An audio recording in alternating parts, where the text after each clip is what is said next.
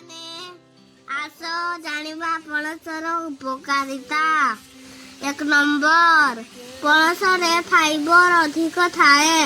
2 number, cancer ରୋଗକୁ ପ୍ରତିରୋଧ କରେ। 3 ନମ୍ବର, ବ୍ଲଡ ସୁଗାର ଲେବୁଲ କଣ୍ଟ୍ରୋଲ କରେ।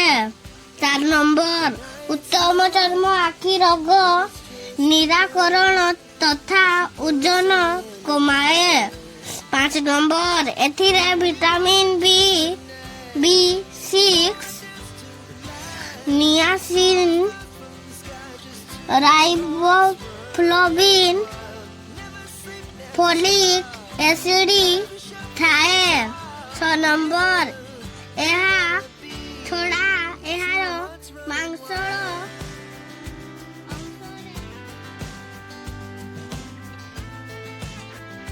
ପ୍ରଚୁର ଭିଟାମିନ୍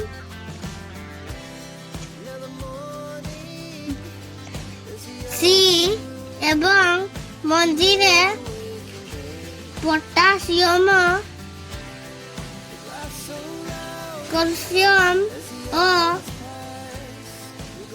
ଆଇରନ୍ ବେଶୀ ଥାଏ। ତେଣୁ ଆସନ୍ତୁ ପଣସ ଖାଇବା। ଧନ୍ୟବାଦ।